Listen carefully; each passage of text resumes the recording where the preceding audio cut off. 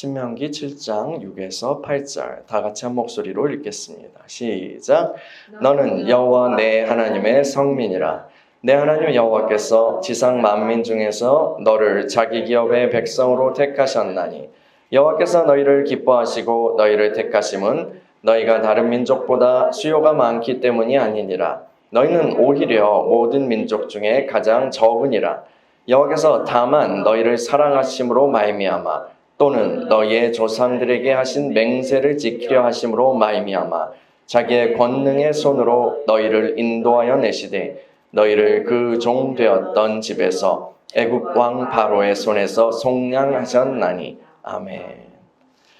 하나님, 우리가 주의 말씀 앞에 섭니다. 하늘 문을 여시고 주의 얼굴 빛을 비춰주셔서 하나님의 마음 알게 하시고 주님께서 말씀하여 주셔서 주님께서 친히 우리에게 음성을 들려주셔서 그 음성으로 우리를 새롭게 하시고 새롭게 빚어가시고 또 주님 닮게 하여 주시옵소서. 성령미 시간에 우리가 주님을 의지합니다. 주님을 의지하여 듣고 또 주님을 의지하여 말합니다. 주님을 의지하여 그렇게 믿게 하시고 또 행하게 하여 주시옵소서. 주님을 찬양합니다. 예수 그리스도 이름으로 기도합니다. 아멘. 샬롬. 네. 하나님께서는 갈대아 지방 그 메소포타미아에 살던 그 아브라함을 부르셨죠. 그때는 아브람이었죠. 아브람. 이 아브라함을 부르시고 그에게 약속하십니다. 후손과 땅을 주겠다. 아브라함은 아들이 없었거든요. 그래서 후손을 주시겠다. 그리고 새로운 땅을 너에게 주겠다. 약속하셨죠. 그 땅이 바로 가나안 땅이죠. 그래서 아브라함이 그쪽으로 이동하게 됩니다. 수많은 시간이 흘러서 그 아브라함의 후손들은 수백만 명으로 불어나요. 수백만 명으로 불어나게 됩니다. 그들은 이제 아브라함의 손자 야곱의 새 이름 이스라엘의 그 이름을 따서 이스라엘 족속이라고 그렇게 불리죠.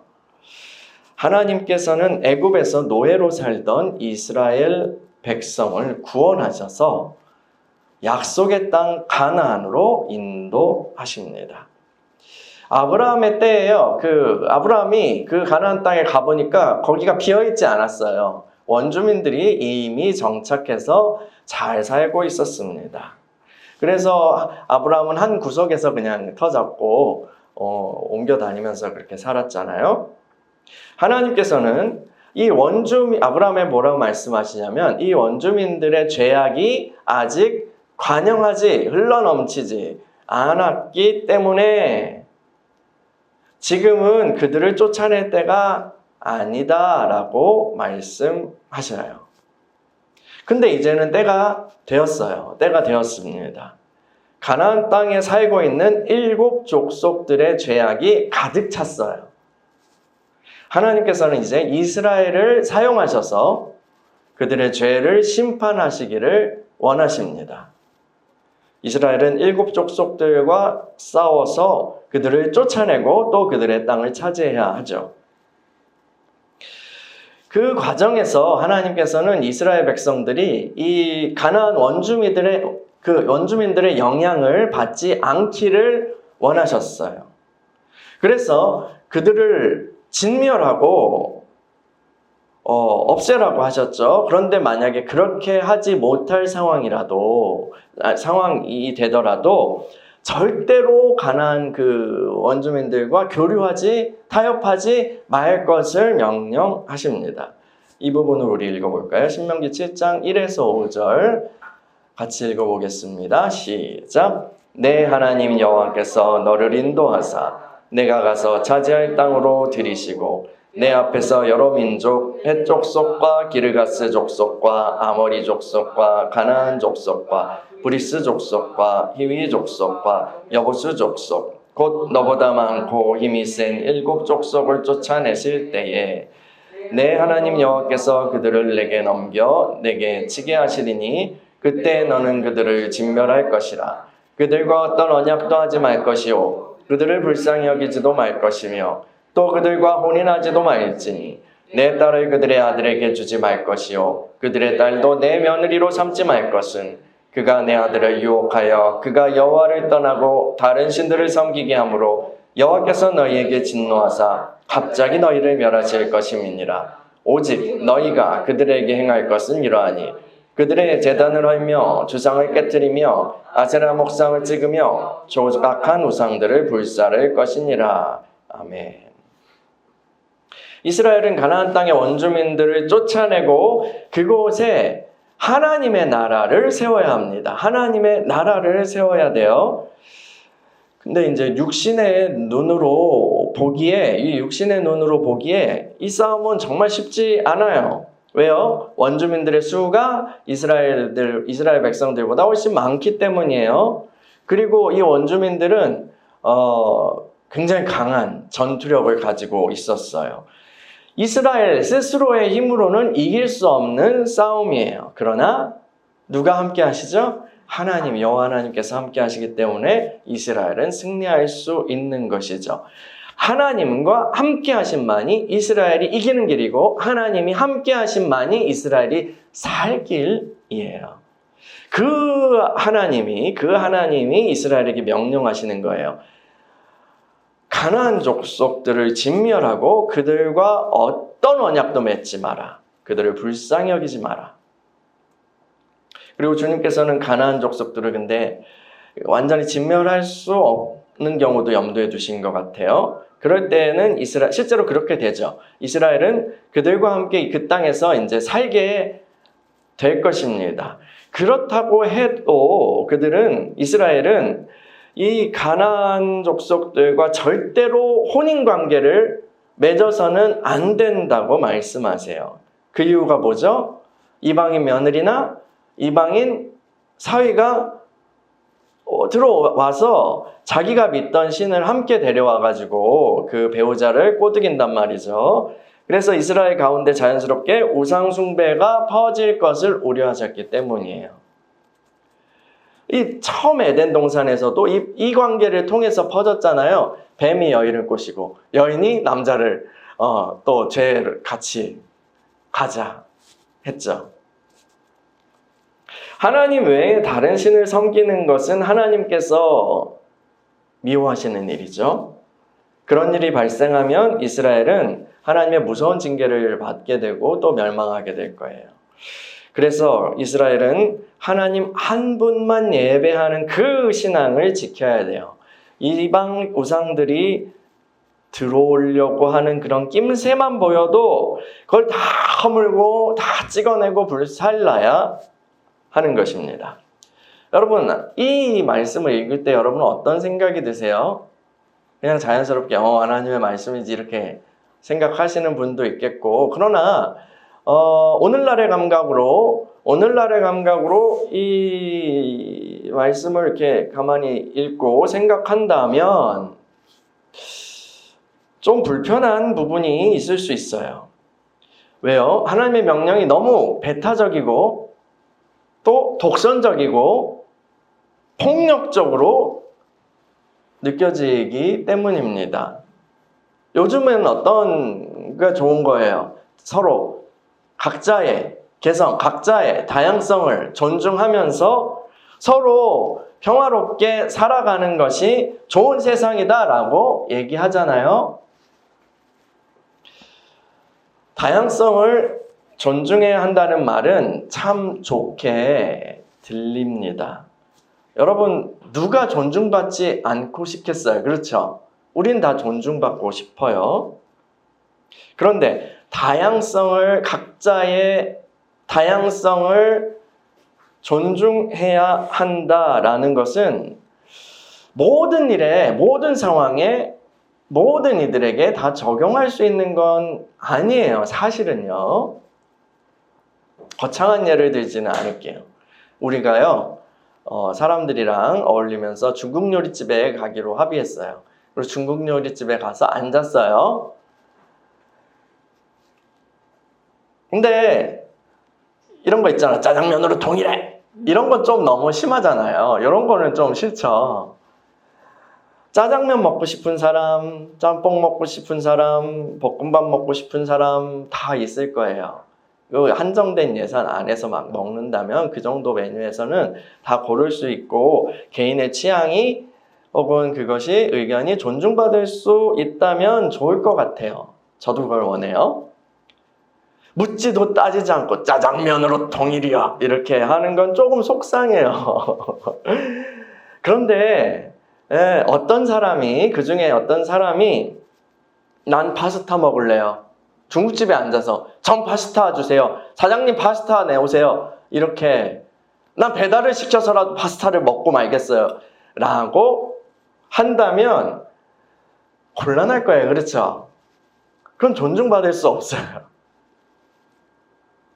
열심히 땀을 흘려서 일하는 그런 뭐 목수라든가 아니면 뭐 택배 아저씨라든가 이런 노동자들이 있어요. 공장에서 일한다든가 하는 또 학생을 가르치는 선생님도 있어요. 그 모든 직업은 존중받아야 하죠. 그렇죠? 그런데 그 동일선상에 도둑질이나 사기 쳐가지고 돈벌이를 하는 그 사람을 놓을 수 있어요?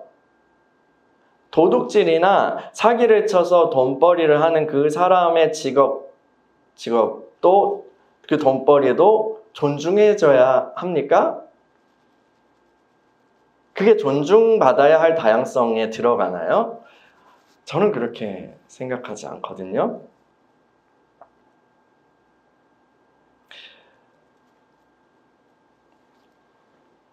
그런데 이제 요즘 사람들은 삶의 어떤 중심 가치, 삶의 중심 가치와 또 영원한 운명을 결정하는 그 믿음의 문제예요. 우리 믿음의 문제를 너무 쉽게 다양성의 문제로 취급해요. 각 개인의 다양성의 문제로 그냥 취급한다고요. 이게 무슨 얘기냐면 그냥 믿음의 문제를 오늘 무슨 옷을 입을까 하는 문제로 정도로 가볍게 여기는 거예요. 그러니까 아이들이 적당히 성장하면 학교에 면바지를 입고 갈지 청바지를 입고 갈지 뭐 선택하고 싶어 하잖아요. 보통의 아이들이라면. 그렇죠. 그리고 선택하게 해주는 게 저는 바람직하게 하다고 존중해 주는 게 바람직하다고 생각하는데 근데 그 아이가 속옷만 입고 가겠대. 그러면 그거 존중해 줘야 돼요? 아, 네 의견이니까.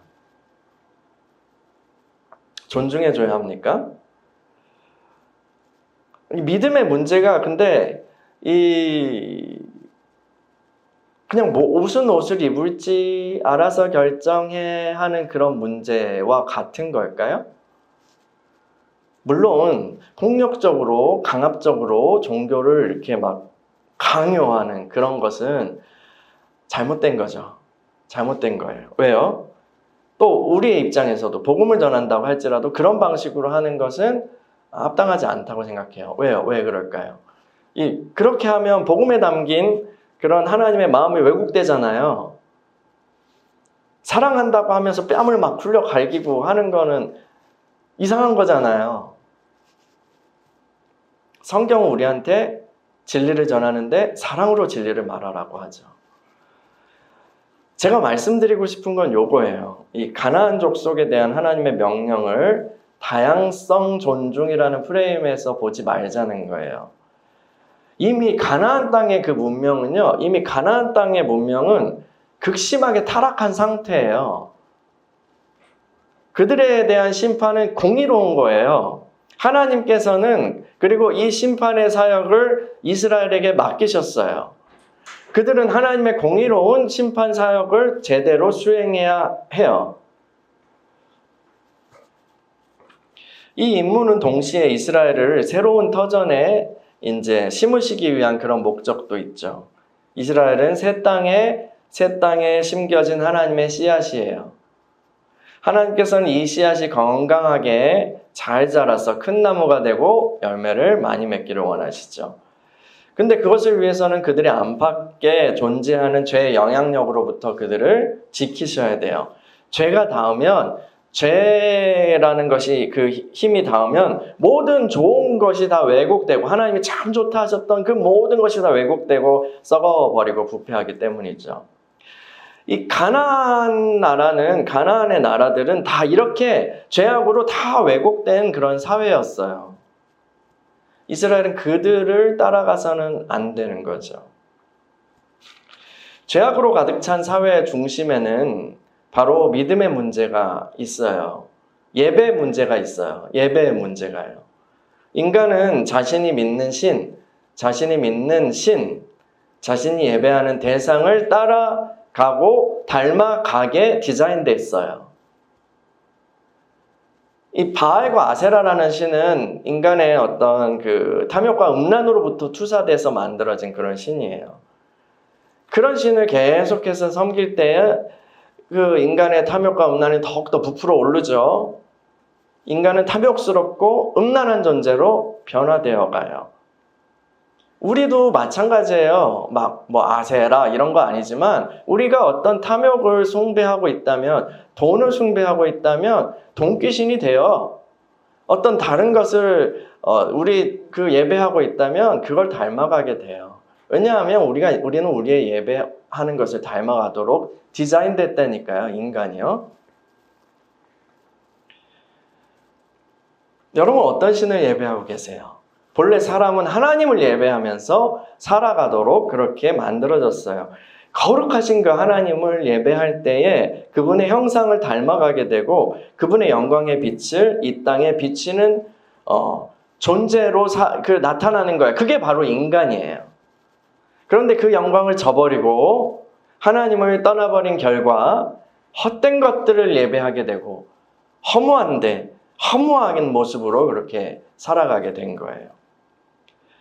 그렇게 망가졌던 인간이 다시 하나님을 예배하게 될 때 사람은 본래 하나님께서 의도하셨던 그 영광스러운 인간의 길로 들어서는 거예요. 그게 구원이에요. 하나님께서는 그 회복의 은혜를 주시려고 이스라엘을 택하시고 부르셨죠. 신명기 7장 6에서 8절 다시 읽어볼게요. 6에서 8절 시작. 너는 여호와 내 하나님의 성민이라. 내 하나님 여호와께서 지상 만민 중에서 너를 자기 기업의 백성으로 택하셨나니 여호와께서 너희를 기뻐하시고 너희를 택하심은 너희가 다른 민족보다 수요가 많기 때문이 아니니라. 너희는 오히려 모든 민족 중에 가장 적으니라. 여호와께서 다만 너희를 사랑하심으로 말미암아 또는 너희의 조상들에게 하신 맹세를 지키려 하심으로 말미암아 자기의 권능의 손으로 너희를 인도하여 내시되 너희를 그 종되었던 집에서 애굽 왕 바로의 손에서 속량하셨나니. 아멘. 여러분 본래 하나님께서 창조하셨을 때 그 모든 사람이 다 하나님의 백성이었어요. 그런데 죄가 이 세상에 들어와요. 이 세상에 들어오고 그게 달라졌죠. 하나님께서는 자기 사람을 잃어버리신 거예요. 하나님께서는 그랬을 때 모든 사람을 버리실 수도 있었어요. 그냥 망가졌으니 다 심판하시고 다 진멸하실 수 있었어요. 그건 어려운 일이 아니에요. 하나님한테요. 다시 시작하시는 거 어려운 일 아니에요. 노아의 시대에 전지구적으로 죄악이 넘쳐 흐르게 됐어요. 그때 하나님께서는 딱 8명 제외하고는 다 죽이셨죠. 없애셨어요. 그리고 그 8명으로부터 새로운 인류가 번성합니다. 그 후에는 인류가 처음처럼 급속하게 타락하지 않게 하시기 위해서 급속하고 극단적으로 타락하지 않게 하시기 위해서 하나님께 몇 가지 보호 조치를 하세요. 그게 바벨탑 이야기죠. 그래서 사람들이 나뉘게 하세요. 서로 견제하고 서로 심판의 도구가 되고 하게 하신 거예요. 그리고 그때 이후로 수명이 팍 깎여요. 저는 그것도 이 수명이 팍 깎이는 그런 현상도 어떤 학자들은 그것이 이제 홍수 이후로 오존층 이런 문제로 그랬다 아니면 그거는 잘 모르겠어요. 어쨌든 근데 수명이 팍 줄어들어요. 막 몇백 살씩 살다가 그렇게 못 살게 되잖아요. 이 수명이 준 것도 하나님의 자비라고 생각해요. 인류를 보호하시기 위해서. 왜냐하면 계속 몇백 년씩 살면서 그 죄의 두뇌가 발달하고 그 힘 있는 자가 몇백 년씩 막 그렇게 하면 시스템 다 망가지죠. 끔찍해요. 어쨌든 인류의 역사가 계속되는 그런 중에 하나님께서는 구원의 계획을 세우셔요. 한 사람을 택해서 언약을 맺으시죠. 그리고 하나님의 소유로 삼으십니다. 그가 바로 아까 처음에 얘기했던 아브라함입니다.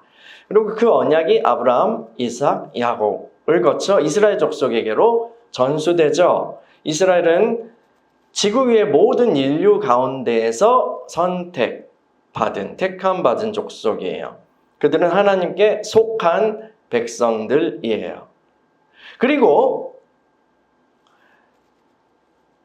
그들을 통해서, 이스라엘을 통해서 다른 모든 인류들도 하나님께 나오게 되는 복을 받게 될 거예요. 그게 하나님의 계획이었어요. 여러분, 하나님 입장에서요, 제가 이렇게 생각해 봤어요. 물론 하나님과 사람은 다르지만, 여러분이 막 아무도 내 편을 들어주지 않는 상황에 혹시 처하신 적 있으세요? 외롭잖아요. 그렇죠. 그런데 딱 한 사람이 나의 편이 되어준다면 어떨까요? 정말 기쁘겠죠? 참 위로가 되겠죠? 그 친구가 참 소중할 거예요. 모든 인류가 하나님의 원수가 된 상황에서 이 이스라엘은 하나님의 편으로 택함을 받았어요. 하나님의 입장에서 이스라엘은 정말 보물 같은 존재예요. 그리고 이 이스라엘을 이제 잘 키우셔서, 잘 형성하셔서 온 세계를 회복할 제사장 나라로 세우시는 것이 하나님의 뜻입니다.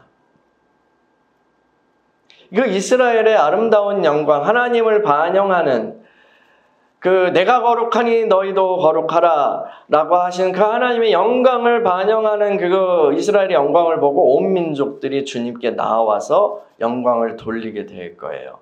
그러면서 이렇게 나오는 거예요. 우와, 하나님을 섬기는 백성은 저렇게 아름답구나. 나도 저렇게 되고 싶다.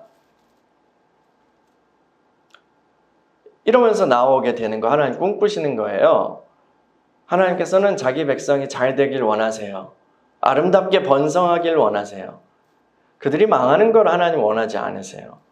왜요? 하나님의 이름이 그 백성 위에 있기 때문이에요. 하나님께서 이스라엘을 택하신 이유는요, 그런데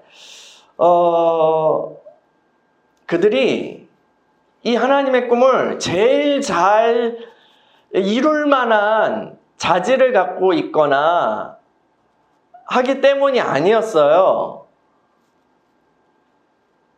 하나님께서 이스라엘 택하신 이유는 이스라엘이 민족 중에서 제일 잘났기 때문이 아니래요. 오히려 이스라엘은 다른 민족들보다 수도 적고 약해요. 그런데 하나님께서는 연약한 그들을 사랑하시려고 작정하시고 선택하셨어요. 내가 너희를 사랑하기로 결정한다, 선택한다 라고 하신 거예요. 그리고 그들을 그 사랑으로 인도하시죠. 여러분, 그래서 이스라엘이 하나님의 선택을 받았다는 것이, 이것은 그 오디션 프로그램에서 노래 듣다가 삑 하고 누르잖아요. 별 누르잖아요. 그렇게 오디션 프로그램에서 합격한 것과 다릅니다. 하나님의 선택하셨다라는 것을 오디션 프로그램에서 합격한 게 아니라니까요. 이스라엘이 선택받은 이유는 그들의 실력이나 외모에서 찾을 수 없어요. 그냥 하나님이 정하신 거예요. 이 이스라엘 백성의 이야기는요, 우리의 이야기이기도 합니다. 우리가 예수 그리스도를 믿고 하나님의 백성이 된 것은 참 복되고 자랑스러운 일이에요. 그렇죠? 그러나 이 일은요, 우리가 믿게 된 것은 우리의 어떠함 때문에 일어난 것이 아닙니다. 어떤 성경 교사들은 이 하나님의 선택을, 이 하나님 예정하시 선택하셨다라는 것을 이렇게 설명하기도 해요. 하나님께서 어떤 일을 선택하신 것은 그 사람이 미래에 아름다운 열매를 맺을 것을 하나님이 다 아시고 보셨기 때문에 될성 부른 나무를 선택하신 것이다. 이렇게 설명하는 기독교 전통도 있어요. 근데 저는 이 설명에 동의하지 않아요. 이 설명에 동의하지 않아요. 그리고 성경도 그렇게 말하지 않거든요.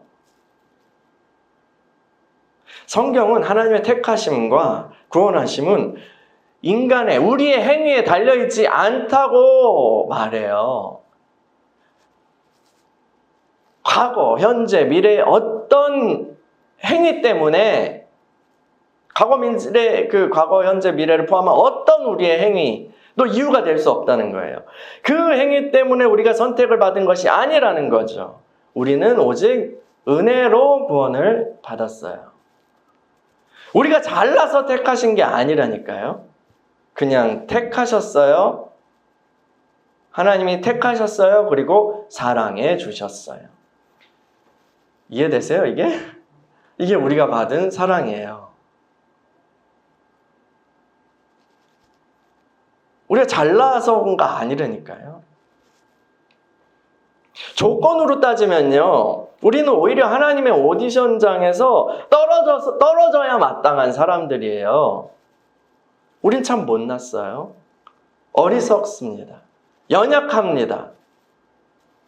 그런 하나님께서 우리를 택하셨고 예수님 믿게 하셨어요. 하나님께서 그 은혜로 우리를 구원하셨고 그 은혜 안에서 우리를 변화시켜 가십니다. 할렐루야.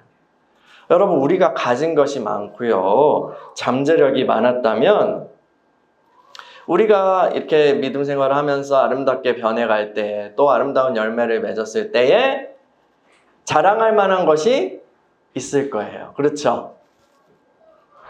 그러나 우리가 아무것도 없기 때문에 우리는 그냥 아무것도 없어. 마이너스야.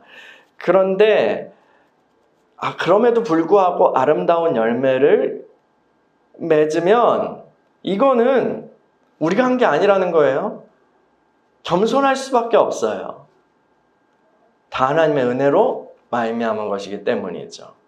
그래서 오직 우리는 그분을 찬양할 수밖에 없는 거예요.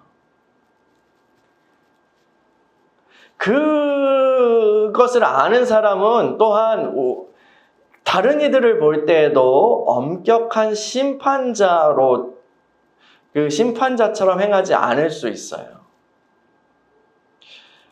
완전히 그냥 구제불능처럼 보이는 사람이 우리 앞에 있을 때에도 그 사람을 경멸하지 않을 수 있어요. 왜요? 그 사람도 은혜 받으면 얼마든지 새롭게 될 수 있기 때문입니다. 우리가 그랬던 것처럼요. 우리들이 바로 증거 아니에요? 그러므로 우리가 택함 받았다는 사실은 우리를 교만으로 이끌지 않습니다. 우리가 택함 받았다는 사실, 하나님의 선택된 사람이라는 사실은 우리를 교만으로 이끌지 않는다고요. 그리고 또한 다른 이들을 함부로 무시하는 오만함으로 이끌지도 않습니다. 택함 받았다는 사실은 우리를 겸손과 관용의 사람이 되도록 이끌어 줍니다.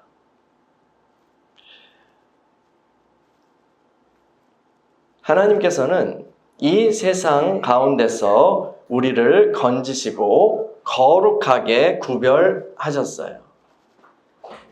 우리는 하나님의 거룩한 백성이에요. 우리는 하나님의 거룩한 백성이에요. 이건 놀라운 은혜고 특권이에요. 이 사실 앞에서 우리는 기쁨과 또 감사로 반응하게 되죠. 그 반응이 바로 예배예요. 예배예요. 그 반응이 바로 예배입니다. 그래서 우리가 이렇게 모여서 이렇게 예배를 드리잖아요. 그런데 그걸로 예배를 다 드린 게 아니에요. 물론 예배를 또 이 시간에 모여서 우리 예배를 잘 드리는 건 참 귀한 일이죠. 그런데 이 예배는, 하나님을 향한 예배는 단순히 특정한 날에 모여서 1시간, 2시간 모임을 가지는 것 그 이상을 의미합니다. 우리가 이 세상이 아니라 하나님께 속한 사람들임을 알았다면 그 정체성에 합당하게 살아가야 해요.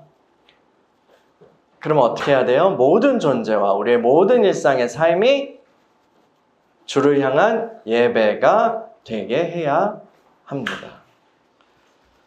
우리 로마서 12장 1에서 2절 유명하잖아요. 한번 읽어볼까요? 로마서 12장 1에서 2절이요.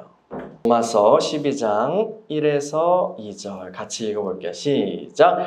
그러므로 형제들아, 내가 하나님의 모든 자비하심으로 너희를 권하노니 너희 몸을 하나님이 기뻐하시는 거룩한 산 제물로 드리라. 이는 너희가 드릴 영적 예배니라. 너희는 이 세대를 본받지 말고 오직 마음을 새롭게 함으로 변화를 받아 하나님의 선하시고 기뻐하시고 온전하신 뜻이 무엇인지 분별하도록 하라. 아멘. 우리가 예배자라면 세상을 본받지 말고, 이 세상을 본받지 않고 하나님을 본받아야 해요. 세상의 뜻이 아니라 하나님의 뜻을 분별하여 따라가야 해요. 우리가요, 교회당에서 모여가지고 많은 예배, 많은 모임과 많은 봉사로 수고할지라도 내 안에 세상이 가득하다면, 내 안에 이 세상이 가득하다면 영적 예배가 아니에요. 영적 예배는 여기는 합리적 예배 혹은 올바른, 합당한, 이성적 뭐 이렇게 해석할 수 있는데, 합리적, 합당한 그런 예배가 아니에요.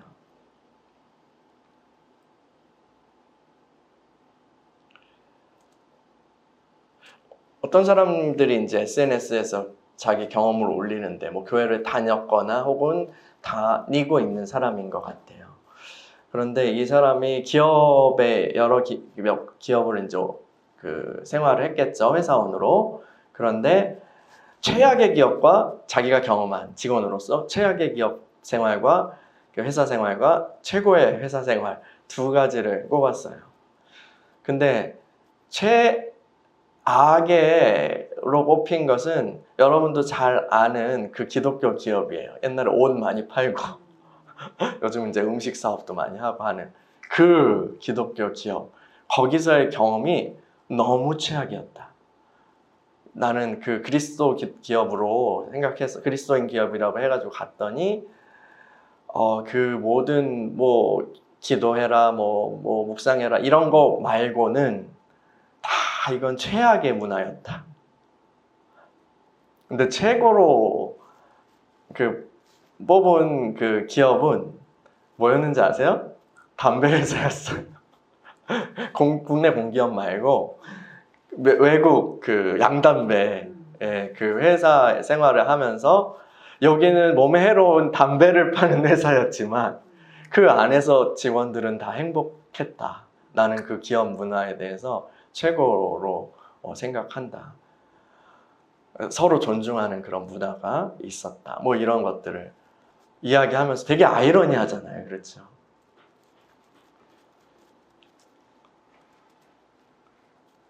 우리가 합당한 예배를 드려야 해요. 아무리 예배당에 모여서 예배를 잘 드리는 거 중요하지만 그것이 완결되기 위해서는, 그 예배가 완결되기 위해서는 우리의 삶이 산 제물로 드려지는 그러한 일상의 예배가 함께 가야 되는 거죠.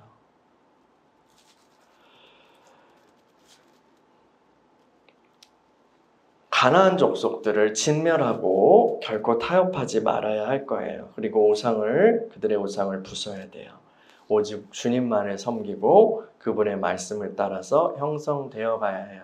그리스도인은 그리스도인의 생활은, 믿음 생활은 그렇게 해야 해요. 그것이 계속해서 이어져 가야 해요. 그것이 예배자로서의 정체성으로 살아가는 것입니다. 자, 마지막으로 신명기 7장 9에서 11절 읽고 말씀을 마치려고 해요. 9에서 11절. 그런즉 너는 알라 라고 그렇게 말씀하십니다. 9에서 11절 같이 읽어볼게요. 시작. 그런즉 너는 알라 오직 내 하나님 여호와는 하나님이시요 신실하신 하나님이시라. 그를 사랑하고 그의 계명을 지키는 자에게는 천대까지 그의 언약을 이행하시며 인애를 베푸시되 그를 미워하는 자에게는 당장에 보응하여 멸하시나니 여호와는 자기를 미워하는 자에게 지체하지 아니하시고 당장에 그에게 보응하시느니라. 그런즉 너는 오늘 내가 내게 명하는 명령과 규례와 법도를 지켜 행할지니라. 아멘. 여러분, 하나님께서는 우리를 거룩한 백성, 하나님의 보배로운 소유로 부르셨습니다.